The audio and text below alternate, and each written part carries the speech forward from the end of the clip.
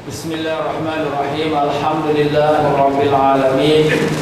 Wa bihi nasta'in ala umuri dunya waddin.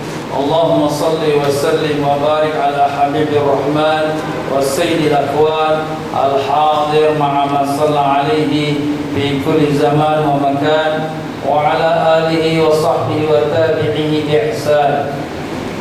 Muslimin dan muslimat rahimakumullah, assalamualaikum warahmatullahi wabarakatuh. Alhamdulillah, syukur kita kehadrat Allah Subhanahu wa taala dengan limpah kurnia taufik hidayahnya telah diperkenankan kita berada dalam rumah Allah. Yang lupa berni'atikaf, nawaitu sunnatul i'tikaf fi hadzal masjid lillahi ta'ala. Saja aku berni'atikaf dalam masjid ini kerana Allah Subhanahu wa taala. Ya, para jemaah muslimin yang dikasihi, dalam pelajaran kita minggu lepas kita telah memulakan daripada kitab iaitu Fathur Rabbani atau Kurnian Rabbani Limpahan Rahmani, kitab yang telah ditulis oleh Sidi Syekh Abdul Qadir Jailani Qaddasallahu Sirrahul Aziz, yang telah dikenali sebagai Sultan Aulia atau Sultan sekalian para wali-wali Allah. Dan alhamdulillah kitab ini telah pun diterjemahkan dalam bahasa Melayu moden kita dan mudah-mudahan dapat kita manfaatnya. Dalam pelajaran kita lepas, kita telah membicarakan bagaimana Sidi Syekh Abdul Qadir Jailani, beliau yang berasal dari kampung Jailan. Kampung Jailan itu terletaknya berhampiran di antara iaitu hudud atau boundary-nya perbatasan negara Iran dengan negara Iraq. Dan demikianlah Imam Sidi Syekh Abdul Qadir Jailani pada umurnya 18 tahun telah pun bermusafir pergi ke Baghdad untuk menuntut ilmu. Jadi sebelum dia berangkat pergi ke Baghdad untuk menuntut ilmu, beliau di kampungnya membawa ataupun menjaga lembu-lembu, haiwan-haiwan sebagai budak-budak kampung. Maka berkatalah lembu yang dia jaga itu, "Hai Abdul Qadir, engkau bukannya untuk dijadikan pengembala ini." Maka Abdul Qadir tengok kiri dan kanan tak ada orang. Dengar lagi orang panggil, "Hai Abdul Qadir, bukan ini yang kau dijadikan." Dia tengok kanan kiri tak ada orang. Maka sahlah yang bercakap itu bukannya orang, tapi lembu yang ada di sebelah dia yang dia menjaganya. Demikian pula dalam satu peristiwa, beliau dalam menjaga lembu kambing itu, dia ternampak di langit Kaabah. Dia ternampak di langit Kaabah dan orang sedang tawaf. Padahal antara tempat dia dengan Kaabah itu ratusan, bahkan ribuan kilometer jauhnya, tetapi dia nampak Kaabah. Maka dia pun beritahu kepada ibunya, yang maka ibunya pun fahamlah bahawa anaknya ini mempunyai satu kelebihan yang menjadi satu manusia yang hebat pada masa yang akan datang. Sebenarnya Allah Subhanahu wa taala telah menunjukkan kehebatan Syekh Abdul Qadir Jailani sewaktu dia masih bayi lagi. Kerana apabila Syekh Abdul Qadir Jailani waktu bayi, Allah Ta'ala memberikan dia subhanallah kehebatan untuk tidak dia makan minum sewaktu bulan Ramadan. Sewaktu bulan Ramadan dia tidak menyusu pun daripada ibunya.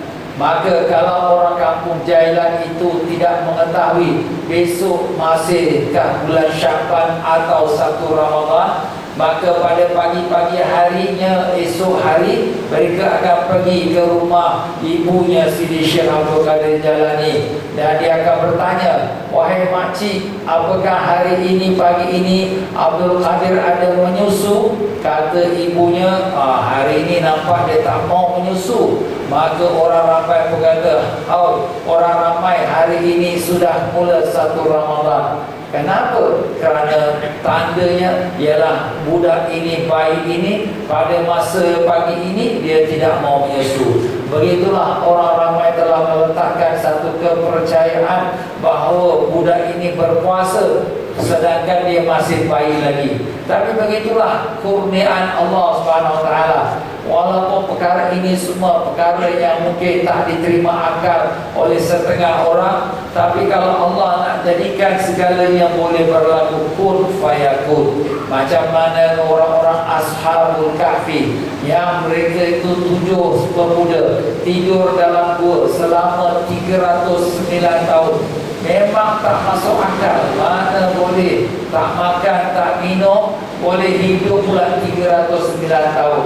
Tapi begitulah Allah Ta'ala nak menjadikan demikian kun fayakun. Itu semua kuasa Allah Ta'ala. Jadi kalau ada orang yang mengingkari tak ada karamah, mana ada karamah-karamah ini semua mengarut, maka sebenarnya orang-orang sedemikian menolak apa yang Allah Ta'ala buktikan di dalam Al-Quran mengenai karamah. 309 tahun dicatat oleh Allah dalam surah Al-Kahfi, pemuda yang tidur dalam gua. Begitu juga Sayyidatina Maryam, yang di mana beliau itu tempat ibadatnya tidak pada masa musim itu, tapi beliau mendapat makanan buah-buahan yang luar pada musim tersebut. Demikian juga kalau kita lihat Nabi Allah Ibrahim alaihissalam yang di mana menyembelih anaknya Ismail, tapi tidak pula tembus akan pisau itu ke dalam tekahnya yang disembelih itu.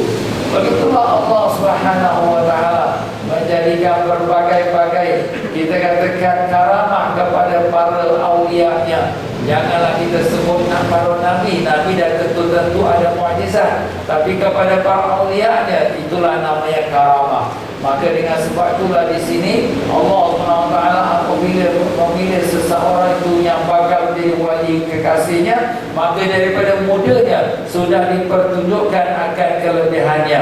Begitulah Sidi Syekh Abdul Qadir Jailani Qaddasallahu Sirruhu Aziz, apabila dia belajar di kota Baghdad, bukan satu, bukan dua, bahkan beberapa ramai pada guru-gurunya, dan dia telah melengkapkan dirinya dengan ilmu zahir dan ilmu batin. Ilmu zahir ialah dengan ilmu syariat, ilmu fiqh, ilmu tafsir, ilmu hadis, ilmu nahu, ilmu balaghah, segalanya, dan juga ilmu batin iaitu ilmu tasawuf, ilmu tariqah, ilmu mendekatkan diri kepada Allah Subhanahu wa taala. Dan beliau tidak lagi mengajar walaupun sudah berumur 50 tahun, sehinggalah satu malam dia bermimpi dengan Rasulullah sallallahu alaihi wasallam, "Wahai Abdul Qadir, keluarlah kau mengajar." Maka dia berkatakan, "Ya Rasulullah, bagaimana aku nak mengajar sedang aku lidahku ialah lidah ajam."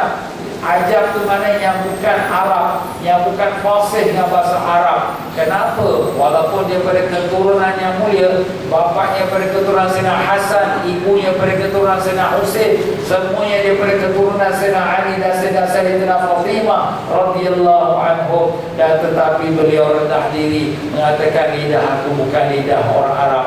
Nabi suruh dia buka mulut, kemudian Nabi sallallahu alaihi wasallam mengambil jarinya dan kemudian Nabi meludahkan ke dalam mulutnya, iaitu sebanyak 7 kali ludah. Dan kemudian pada hari berikutnya dia bermimpi pula pada Sayyidina Ali radhiyallahu anhu. Maka Sayyidina Ali mengatakan, "Wahai Abdul Qadir, keluarlah kau mengajar." Maka dia kata, "Bagaimana aku nak mengajar? Aku bukan lidahnya orang Arab." Maka kata Sayyidina Ali, "Buka mulut kau." Maka diludahkannya sebanyak 6 kali. Maka bertanya Sidi Syekh Abdul Qadir, "Wahai Sayyidina Ali, kenapa kau tak ludah 7 kali?" Kata Sayyidina Ali, "Kalau aku ludah 7 kali dah sama dengan Nabi. Jadi Nabi 7, aku 6. Masya Allah." Beradab dia Sayyidina Ali radhiyallahu beradabnya. Begitulah Sayyidina Ali radhiyallahu anhu meludahkan dalam mulut Sayyidina Syekh Abdul Qadir Jailani. Maka dengan keberkahan ini, Syekh Abdul Qadir Jailani telah menjadi seorang yang fasih dalam dia mengajar. Dan apabila dia mengajar, dia punya pembicaraannya sangat mengagumkan orang-orang yang mendengar. Bahkan majlis itu dia hadiri, bukan hanya orang-orang awam, bahkan para alim-alim ulama yang mengikuti majlis-majlis ilmunya. Apa saja kitab yang dibacakannya, maupun daripada kitab fikih, kitab tafsir, kitab hadis, atau nahwu atau sebagainya, beliaulah merupakan orang yang hebat dalam ilmu tersebut. Subhanallah. Pernah satu masa 100 orang alim yang mempunyai berbagai-bagai ilmu pengetahuan, dan mereka nak mencuba Sidi Syekh Abdul Qadir Jalani akan ilmunya. Maka setiap orang alim itu menyediakan soalan-soalan yang pelik-pelik dalam bidang fikih, bidang tafsir, bidang nahwu, saraf dan sebagainya. Maka 100 orang ni pun datanglah majlis Sidi Syekh Abdul Qadir Jalani. Apabila mereka pun sampai dan selesai majlis, mereka pun nak bertanya pada Sidi Syekh Abdul Qadir Jalani. Sampai depan Syekh Abdul Qadir Jalani, semua dah lupa apa dia nak tanya. Maka bila dia bersalaman pada Sidi Syekh Abdul Qadir Jalani, maka Sidi Syekh mengatakan, engkau nak tanya aku hukum ini, sekian-sekian hukum. Ini jawapannya, sekian-sekian jawapannya. Dan masuk orang kedua, engkau nak tanya aku ini soalannya, ini pula jawapannya. Masya Allah, mereka dah lupa dah apa yang nak disoal. Maka Syekh Abdul Qadir Jalani ingatkan mereka apa yang mereka nak soal dan berikan jawapan pada mereka. Sehingga setiap seorang daripada mereka mengatakan, kami tak pernah mendengarkan jawapan yang begitu luas lagi mendalam daripada apa yang telah disampaikan oleh Sidi Syekh Abdul Qadir Jalani. Qaddasallahu sirrul aziz. Ini semua karamah kelebihan yang Allah Ta'ala beri kepada kekasih-kekasihnya. Dan Sidi Syekh Abdul Qadir Jalani, dia mempunyai 4 orang isteri. Dia tak bernikah, tak berkahwin melainkan setelah umurnya 50 tahun. Lepas umur 50 tahun setelah dapat diizinkan oleh Allah Ta'ala, barulah dia bernikah kahwin. Dan dia bernikah dengan 4 orang isteri dan mendapat 49, Masya Allah, anak-anak putera dan putri. 49 orang anak-anaknya. Tetapi beliau tidak terletak hati pun pada anaknya, kerana hati dia hanya untuk Allah Subhanahu Wa Ta'ala. Kalau isteri dia melahirkan anak, dia pun dukung anak tu. Dia kata ini mayat. Dia kata ini mayat. Subhanallah, pada anak tu hidup, dia kata ini mayat. Kenapa? Supaya hati dia tak terletak dan tak tersangkut kepada anak itu. Sehingga salah seorang anaknya itu waktu sakit, Syekh Abdul Qadir Jalani sedang mengajar. Apabila dia mengajar, orang pun datang, wahai Syekh, anak intan ni sakit. Dia tak peduli, dia terus mengajar. Maka kemudian satu orang datang lagi, wahai Syekh, anak Syekh dah meninggal. Dia pun tak peduli, dia terus mengajar. Kemudian mereka pun dah mandikan, dah kapankan, bawa pergi ke masjid tempat Syekh Abdul Qadir Jalani mengajar. Kemudian Syekh Abdul Qadir Jalani kata, mari kita berhenti, kita sembahyangkan jenazah ini. Lepas sembahyang jenazah, orang kat jenazah anak dia terus mengajar. Subhanallah, tak ada pun rasa sikit pun sedih ke, sayu ke. Kenapa? Sebab hati dia tu sudah sangkut kepada Allah Ta'ala, tak ada lagi kepada makhluk. Subhanallah. Kalau kita anak sakit lah, sorry tak datang, anak sakit lah, hari ni tak ada kelas, alamaknya kita. Tapi Syekh Abdul Qadir Jalani hebat. Dan dia kalau mengajar tu orang ribuan orang. Dia kalau sekira ada hajat, dia nak keluar macam mana orang ribu-ribu ni, maka dia jalan atas angin saja. Jalan atas angin. Orang semua tengok Syekh Abdul Qadir Jalani berjalan atas angin. Subhanallah. Sehingga berkata Imam Ibn Taymiyah, seorang yang sangat masyhur dengan kuatnya membenteras bid'ah pada pandangan dia lah. Maka dia sendiri mengatakan bahawa adalah Syekh Abdul Qadir Jalani rajulun salihun qad tawatarat karamatuhu, seorang lelaki yang soleh yang telah masyhur atau yang telah banyak riwayat akan karamah-karamahnya. Maknanya beliau sendiri pun mengiktiraf, iaitu Syekh Abdul Qadir Jalani sebagai seorang wali Allah. Sedangkan para orang-orang fahaman Wahabi Salafi banyak mengambil daripada pendapat-pendapat Ibn Taymiyah, tapi sayangnya mereka tak seperti Ibn Taymiyah. Kenapa? Ibn Taymiyah sendiri pun mengiktiraf, menerima akan Sidi Syekh Abdul Qadir Jalani sebagai seorang kekasih Allah, rajulun salihun, orang yang soleh yang telah mempunyai karamah yang banyak. Ya, begitulah dia tuan-tuan dan puan-puan rahimakumullah. Sidi Syekh Abdul Qadir Jalani dia mengajar di Baghdad, dan tempat dia mengajar tu makin lama makin ramai orang. Maka orang-orang kaya di kota Baghdad itu telah membeli rumah-rumah keliling Madrasah Syekh Abdul Qadir Jalani dan wakafkan untuk Madrasah Sidi Syekh Abdul Qadir Jalani, sehingga madrasah makin lama makin besar, makin besar. Dan semua raja-raja, khalifah-khalifah semua yang gerun dengan dia, kerana orangnya tu tidak takut kepada siapa pun dia bicara. Pernah satu masa seorang governor yang dilantik itu adalah governor yang zalim. Maka Sidi Syekh Abdul Qadir Jalani bila dia mendapati khalifah ada dalam dia punya kelas, maka terus terang dia mengatakan, apa yang kau nak jawab besok di akhirat kalau Allah Ta'ala tanya, kenapa kau melantikkan orang yang zalim ini menjadi governor di kota Baghdad ini? Maka terus khalifah itu terpekul dan menangis, dan dipecatnya akan governor yang zalim tersebut. Subhanallah. Begitulah Sidi Syekh Abdul Qadir Jalani Qaddasallahu Sirrul Aziz yang telah dikurniakan Allah keberanian, kerana dia hanya takut kepada Allah SWT. Sebelum hari kewafatannya, dia telah berpesan kepada anak-anaknya, khususnya anak yang lebih tua yaitu Abdul Wahab, supaya jangan kamu takut melainkan hanya kepada Allah, jangan kamu berharap melainkan hanya pada Allah, jangan kamu bermohon untuk mendapatkan rezeki melainkan hanya kepada Allah Subhanahu wa taala. Begitulah pesanan-pesanan Sidi Syekh Abdul Qadir Jalani sebagai untuk menyempurnakan pembicaraan kita pada pelajaran lepas. Maka pada malam ini kita masuk pula di dalam, iaitu terus langsung kepada perkataan Sidi Syekh Abdul Qadir Jalani di muka surat 29. Di muka surat 29.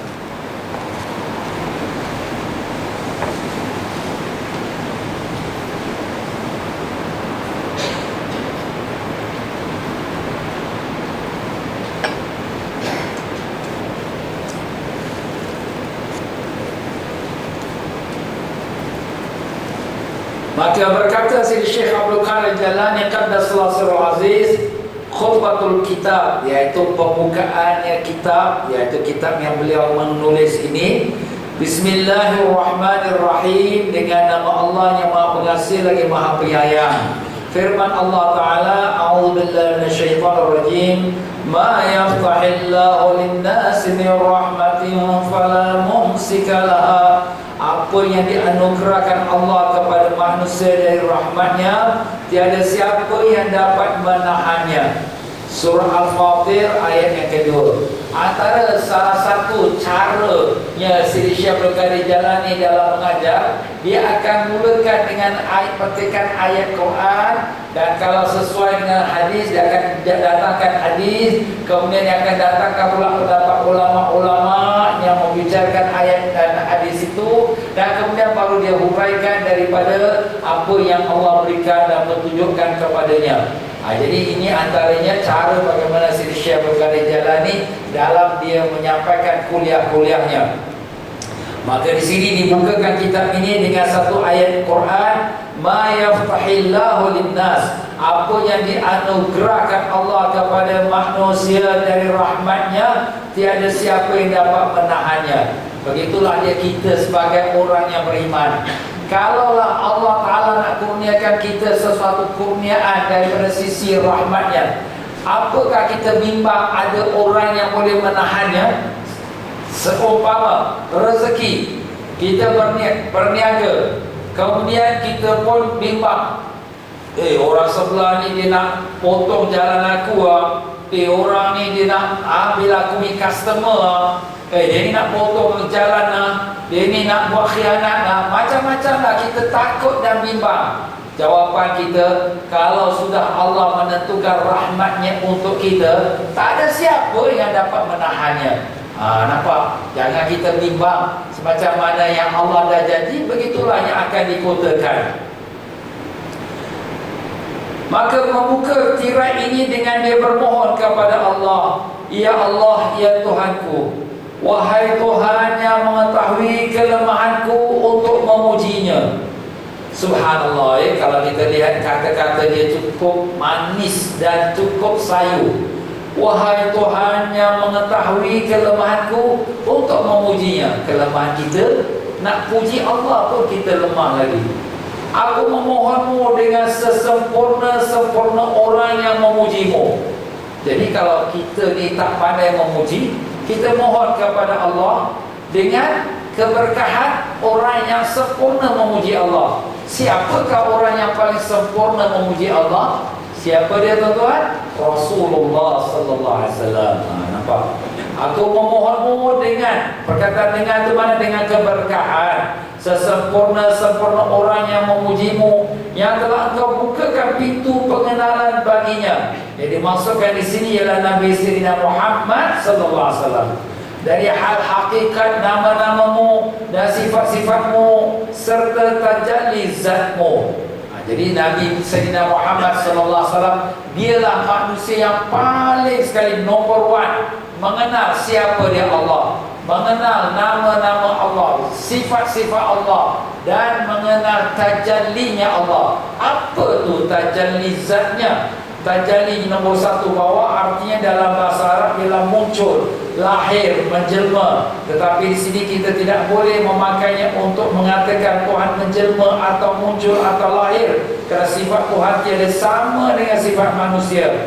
Namun begitu kita boleh memakainya untuk mendekatkan kepada kefahaman kita. Dia harap jangan terkeliru. Jadi maknanya di sini bila Allah SWT tajalli zatnya, menampakkan zatnya. Tapi menampakkan zatnya itu kepada siapa? Kepada yang melihatnya. Siapa yang melihatnya? Melihatnya ada 2. Satu melihat dengan mata kasar, dan itu tidak ada siapa yang melihat Allah dengan mata kasar melainkan Sayyidina Muhammad Rasulullah sallallahu alaihi wasallam pada malam peristiwa Isra dan Mi'raj. Itulah yang berlaku pada diri Nabi kita sallallahu alaihi wasallam.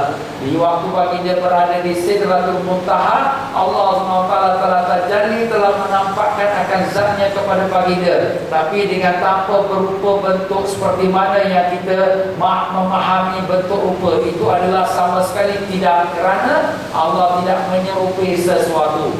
Dan ada pun tajalli menampakkan zatnya yang maha suci kepada mata hati kekasih-kekasihnya. Itu memang berlaku kepada para awliya Allah, di mana Allah membukakan tajalli, melihatkan kepada isi hati batinnya. Dan itu pun bukanlah melihat dengan bentuk rupa gambaran, tidak sama sekali. Tetapi itu adalah bagaimana yang Allah kehendaki, yang kita sendiri tidak mengetahui. Jadi begitulah dia tuan-tuan dan puan-puan, maknanya Sidi Syekh Abdul Qadir Jalani memohon berdoa pada Allah dengan keberkahannya, orang yang sempurna dalam memuji Allah, dan yang sempurna dalam mengenal akan sifat Allah dan zatnya yang maha suci. Lalu dia iaitu Nabi Sayyidina Muhammad SAW telah mengenalimu dengan suatu pengenalan ma'rifat yang cocok, yang sesuai dengan kesempurnaanmu. Sedang engkaulah yang mengilhamkannya pengenalan itu dari segala kepujianmu, yang kau tiada mengilhamkan selain darinya. Jadi di sini maknanya seseorang yang mendapatkan ma'rifat itu bukanlah orang yang boleh mereka membuat atau mencari, tapi dia adalah merupakan ilham dan juga kurniaan Allah Subhanahu wa taala. Jadi kalau sekiranya ada orang yang mengatakan mari kita belajar macam mana dapat makrifat, sebenarnya kita bukan mendapatkan makrifat, kita belajar bagaimana kita nak mendekatkan diri pada Allah. Tetapi makrifat itu adalah kurniaan Allah Ta'ala kepada hamba yang dikasihinya. Sebagaimana engkau akan mengilhamkannya lagi nanti dengan berganda-ganda pada hari lahirnya ketunggalannya, di mana akan sempurna pula penonjolannya. Aku memohon engkau berselawat dan bersalam ke atasnya dengan selawat dan salamnya sesuai dengan kesempurnaanmu yang maha suci ke atas wujudnya yang berguna. Dan moga-moga engkau juga meratakan apa yang akan kau kumpulkan dari sebaik-baik selawat dan salammu, agar mencucuri liku-liku wujudnya.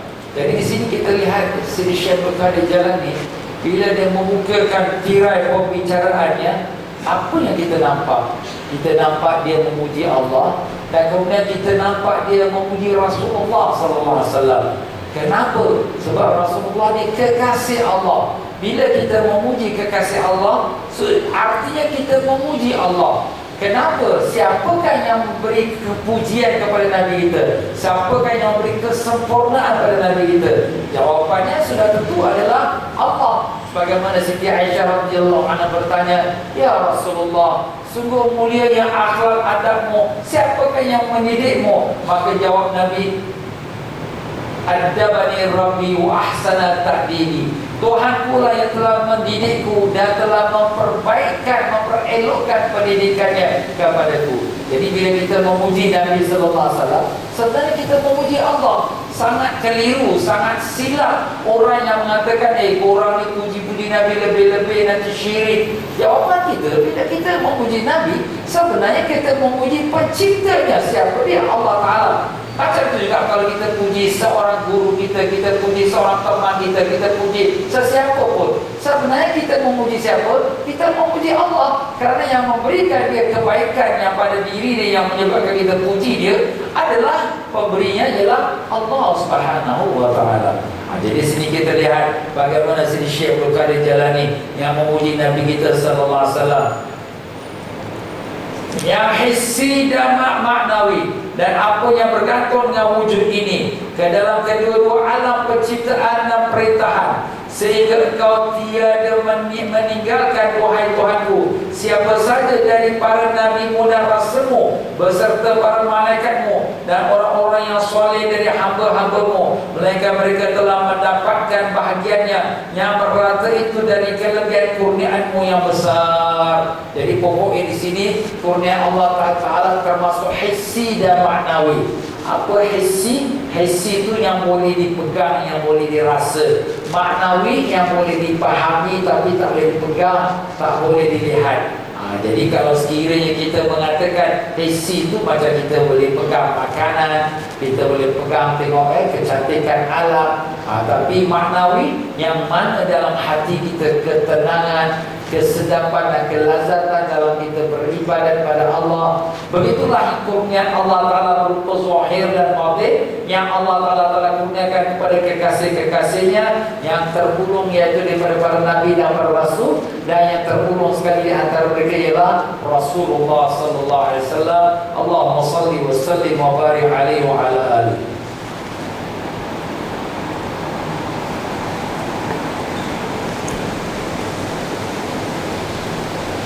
Dan selalunya Sidi Syekh Muhyiddin Abu Muhammad Abdul Qadir Jalani radhiyallahu anhu, apabila dia hendak memulakan setiap majlisnya, dia mulakan dengan ucapan Alhamdulillahi Rabbil Alamin.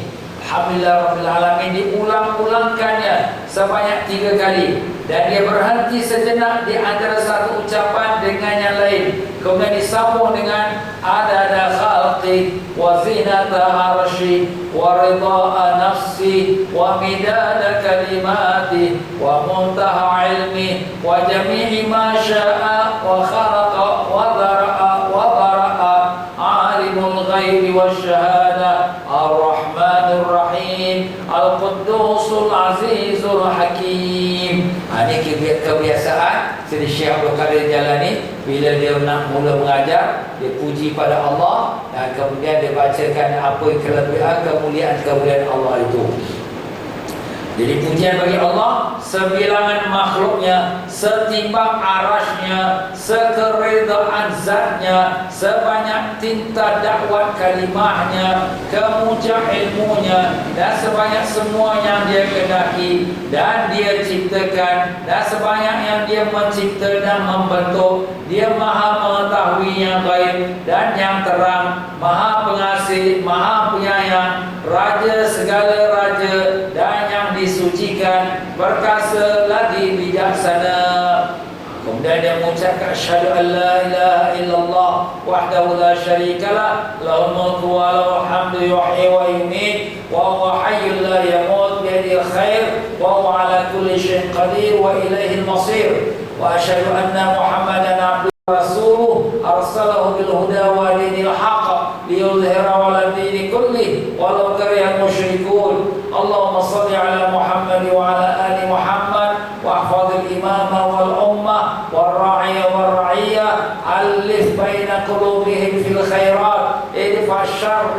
idfa syarra ba'dihim an ba'd. Ya Allah, ya Tuhan, selawatkanlah ke atas Nabi Muhammad SAW dan atas keluarganya Muhammad SAW, dan inilah pemimpin dan umatnya, penguasa dan rakyatnya. Perpadukan di antara hati-hati mereka dalam membuat kebajikan, dan tolaklah kejahatan yang satu dari yang lain. Subhanallah. Jadi beliau pun mendoakan untuk semua, maupun rakyat maupun pemimpin. Ini merupakan bagaimana Syekh Abdul Qadir Jalani memulakan pembicaraannya. Jadi apabila dia mulakan pembicaraannya pun sudah panjang lebar, tuan-tuan dan puan-puan dia. Subhanallah. Tapi kita boleh ambil di antara doa-doa dia, seperti di muka surat sebelah, Allahumma alhimna rushdana wa'idna min syarri anfusina ishghalna bika amman siwak iqta'anna kulla qatin yaqta'una anka alhimna zikraka wa syukraka wa husna ibadatik. Ya Allah, ya Tuhanku, kurniakanlah kami petunjuk diri, selamatkanlah kami dari kejahatan diri sendiri, sibukkanlah kami dengan mengingati-Mu dan mengingati yang selain-Mu daripada mengingati yang selain-Mu. Pisahkanlah kami dari semua yang menghalangi kami untuk mendatangi-Mu. Berilah kami dorongan untuk mengingati-Mu dan mensyukuri-Mu, serta membuat ibadat yang baik kepada-Mu. Subhanallah, ya. Ini Syekh Abdul Qadir Jalani, walaupun dia sudah kita katakan Sultan Aulia, tapi dia tidak terlepas daripada berharap kepada Allah. Begitulah para wali-wali Allah, harapan mereka, pergantungan mereka hanya kepada Allah. Maka kita ringkaskan dan terus kita pergi kepada majlis yang pertama, muka surat 34. Kitab kita ini dia akan menyebutkan setiap satu topik dengan majlis. Kenapa majlis? Sebab itulah majlis ini Syekh Abdul Qadir Jalani. Jadi waktu dia mengajar, setiap satu kelas yang dia mengajar itu kira satu majlis. Jadi murid yang merakamkan, menuliskan apa yang diajarkan oleh Syekh Abdul Qadir Jalani ini, dia akan tulis ini majlis yang pertama. Kalau besok pula majlis yang kedua, majlis ketiga. Jadi satu-satu pelajarannya maka dinamakan majlis. Majlis yang pertama, jangan cuba membantah Allah. Telah berkata Syekh Muhyiddin Abu Muhammad Abdul Qadir Jalani Qaddasallahu sirruhu aziz di dalam majlisnya di Ribah pada pagi hari Ahad 3 Syawal tahun 545 Hijrah. Masya Allah, dengan tarikh sekali hari bulannya 3 Syawal, mana lepas hari raya. Hari raya 1 Syawal. Kita kalau bulan Syawal masih sibuk berjalan hari raya, buka kelas pun tak datang, ya, orang sibuk hari raya. Tapi sini Syekh Abdul Qadir Jalani 3 Syawal dah mula mengajar dah. Subhanallah, ya. Dan dia mengajar tu bukan pendek, bukan setengah jam, 1-2 jam, 3 jam, Masya Allah, ya. Ini pada pagi hari Ahad 3 Syawal. Syekh Abdul Qadir Jalani mengajar di mana? Di Ribah. Ribah tu mana? Iaitu di pondok dia. Pondok tu mana? Madrasah dia, ya, dinamakan Ribah. Tanda reda ialah jangan sekali-kali engkau mencita-citakan selain apa yang diredai Allah. Itu tanda reda. Tanda kita reda dengan Allah Subhanahu Wa Taala. Tidak ada dalam hati kita cita-cita selain dari apa yang Allah reda. Mana tahu yang Allah reda ke tidak? Yang belum berlaku, kita berpandukan kepada syariat apa yang Allah reda. Yang sudah berlaku, maka kita menerima itulah yang diredai oleh Allah Ta'ala. Kalau belum berlaku, maka kita berpandu kepada syariat apa yang diredai oleh Allah Ta'ala. Membantah atau memprotes terhadap Allah Ta'ala dari hal takdir atau penentuan Allah adalah matinya agama, matinya tauhid, dan matinya tawakal dan ikhlas. Jelas sekali tuan-tuan. Bila kita tak setuju, kenapa lah Tuhan buat aku macam ini, ya? Kenapa lah orang-orang buat aku macam ini? Kenapa lah aku jadi macam ni? Orang-orang semua senang, kenapa aku macam ni, sakit, aku susah? Wah, kita protes apa yang berlaku pada kita. Itu tanda apa? mati tauhid kita. Dah tauhid kita dah tak ada dah. Dah mati dah tauhid kita. Dah tawakal kita dah mati dah. Ikhlas kita tak ada dah. Subhanallah. Ini kita dengar macam mana orang wali-wali ni cakap ya. Kalau ustaz cakap kita siapa nak kau nak cakap macam tu. Tapi kalau Syekh Al Jalan ini cakap, kita nak bantah macam mana? Hati orang mukmin tidak mengenal kenapa dan bagaimana. Kenapa ni aku ni macam ni? Bagaimana boleh orang buat aku macam ni? Tak ada, tak kenal. Tak kenal kenapa dan tak kenal bagaimana. Dia tiada harus mengenalinya. Bahkan kita tak perlu tahu pun kenapa dan bagaimana. Tetapi hendaklah dia mengatakan jiwa itu memang tabiatnya suka menentang dan membantah. Maka barang siapa mahu membetulkan jiwa yang jahat itu, hendaklah dia berjihad, menekan terhadapnya sehingga dia terselamat dari bahayanya. Ingatlah, dia itu bahaya di atas bahaya. Nampak? Jadi kalau sekira dalam hati kita timbul pertanyaan, kenapa ni macam ni? Bagaimana boleh orang buat macam ni? Ini bahaya. Kita kena tekan, kena lawan. Ini nafsu kita jahat ni. Ini bahaya. Kenapa bahaya? Sebab dia mematikan tauhid kita. Dia mematikan tawakal kita pada Allah dan keikhlasan kita. Jadi jangan kita ada sifat tanya, kenapa ni aku sembahyang dah banyak pun masih lagi susah, kenapa ni orang tu tak sembahyang, tak ibadat pun tapi lebih baik pada rezeki daripada aku. Kita sudah macam persoalkan apa yang ditakdirkan Allah.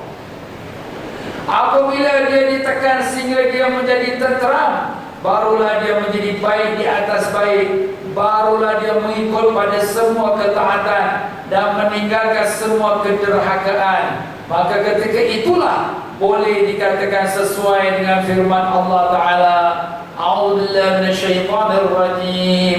Ya ayyatuhan nafsul mutmainnah, irji'i ila rabbiki radiyatan mardiyah. Wahai jiwa yang tenteram, kembalilah kepada Tuhanmu dalam keadaan redha dan diredai.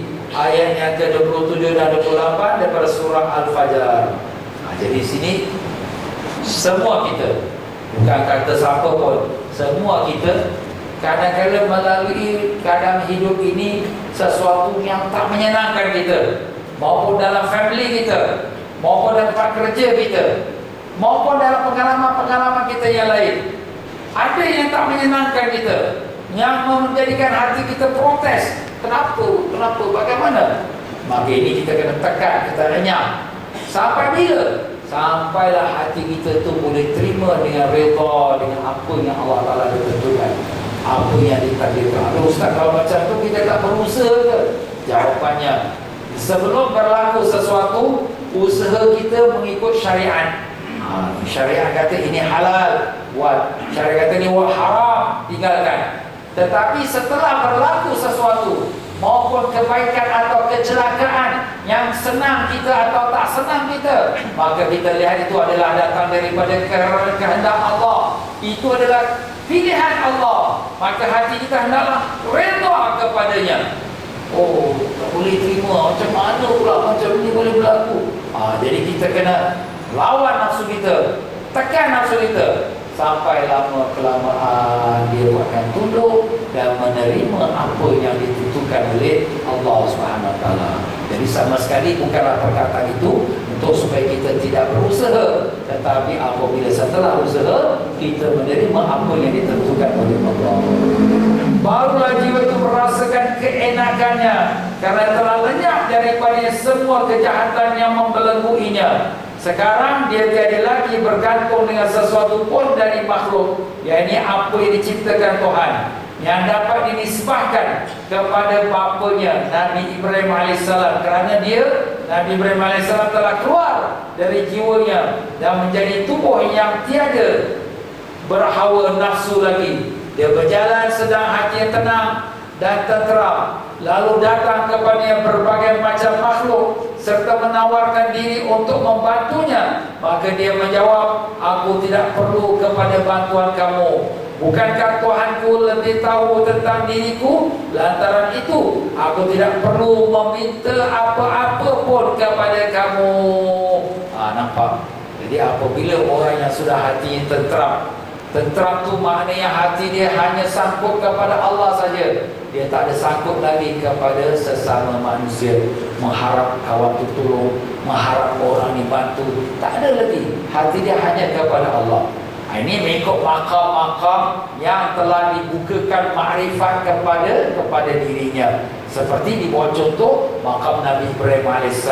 Nabi Ibrahim AS sewaktu dilontar ke dalam api oleh Raja Namrud, maka walaupun datang malaikat Jibril pun nak tolong Nabi Ibrahim, Nabi Ibrahim kata, daripada engkau aku tak harapkan. Tuhanku kan maha mengetahui, dia tahu apa yang berlaku. Maka begitulah Nabi Ibrahim serah bulat-bulat kepada Allah. Hasbiyallahu wa ni'mal wakil. Apabila telah benar penyerahan Nabi Ibrahim dan tawakalnya kepada Tuhannya, maka dikatakanlah kepada api itu, yaitu firman Allah, ya naru kuni bardan wassalaman ala Ibrahim. Wahai api, jadilah dingin dan selamat kepada Nabi Ibrahim AS. Surah Al-Anbiya 69. Jadi Nabi Ibrahim AS walaupun dicampak dalam api tidak membakarnya. Kenapa? Kerana yang membakar atau tak membakar ialah dengan izin Allah Ta'ala. Jadi kalau Allah tak izinkan, dia tak boleh membakar. Jadi begitulah Allah perintahkan kepada api, jadilah kau dingin, sejuk dan sejahtera. Ahli ulama tafsir mengatakan, kalau Allah mengatakan dingin, sejuk saja, Nabi Ibrahim akan mati kesejukan. Tetapi Allah katakan sejuk dan sejahtera, salaman. Maka Nabi Ibrahim duduk dalam api itu, satu burung dia pun tak terbakar. Kenapa? Sebab Allah Ta'ala pelihara dia. Jadi yang memelihara dia ialah hanya Allah. Begitu juga kita pun. Kita pun yang memelihara kita Allah Ta'ala. Cuma kita ni masih, boleh ke Allah Ta'ala tolong? Boleh ke ni api kat depan mata ni? Mati aku ni. Boleh ke Allah Ta'ala tolong? Nampak? Itu kita masih ragu-ragu. Sebab apa? Sebab kita punya tauhid sudah mati. Kita beriman la ilaha illallah, tapi bila terkena cubaan, boleh ke Tuhan tolong? Boleh ke Allah lepaskan aku macam ni, susah aku ni? Kita masih ragu kepada Allah. Sebab itulah di sini kata jadi Syekh Abdul Qadir Jalani, jangan kamu mempersoalkan apa yang diridai oleh Allah. Kerana pertanyaan kenapa, bagaimana, itu mematikan kita punya tauhid dan tawakal kita kepada Allah. Cuba lihat bantuan Allah Ta'ala kepada orang yang sabar terhadap takdir Allah di dunia ini, tiada boleh dikira. Dan nanti bahagiannya di akhirat juga tiada dapat dikira. Allah Ta'ala telah berfirman, innama yuwaffas sabiruna ajrahum bighairi hisab. Hanya saja orang-orang yang bersabar itu akan diberikan balasan mereka tanpa kiraan. Jadi kalau banyak dia punya cubaan kat dalam hidup, Ustaz saya ni macam-macam cubaan, sebenarnya begitu pula kenikmatan-kenikmatan yang Allah berikan sebagai imbalannya, balasannya ialah pahala-pahala dan juga ganjaran-ganjaran yang banyak dia dalam syurga. Tak terkira banyaknya. Orang Islam kan susah, macam-macam musibah, balak, perang itulah ini. Begitulah Allah Ta'ala nak berikan pahala yang besar-besar, yang tak terkira dalam syurga. Subhanallah. Kita lihat daripada mata kasar kita, asyik orang Islam saja yang kena, asyik orang Islam saja yang dikatai dibunuh lah itulah ini. Tapi sebenarnya Allah telah siapkan mereka syurga dengan balasan yang tak terhingga. Mudah-mudahan Allah bukakan pintu makrifahnya kepada kita dan dijadikan kita orang yang benar-benar redha dengan Allah. Ya Allah, kami redha dengan Engkau, ya Allah. Engkaulah Tuhan kami. Engkaulah telah menjadikan kami daripada tiada kepada ada, daripada fakir miskin Kau telah berikan kami harta, daripada kami dilahirkan bodoh Kau tolong berikan kami kepandaian. Ya Allah, kami redha dengan Kau ya Allah. Kami redha dengan sekalian takdir dan ketentuan-Mu ya Allah. Hidupkanlah hati kami dengan meredai-Mu ya Allah. Jadikanlah hati kami tenteram dengan Kau ya Allah. Jadikanlah kami jiwa yang sabar dengan sekalian cobaan-Mu ya Allah. Ya Allah, jadikanlah kami daripada kekasih-kekasih-Mu dengan barakah syafaat Nabi kami Rasulullah sallallahu alaihi wasallam. Allahumma amin ya rabbal alamin. Ya tuan-tuan dan puan, kita berhenti pada kalam berikutnya. Orang yang bersabar selalu menang. Wallahu a'lam.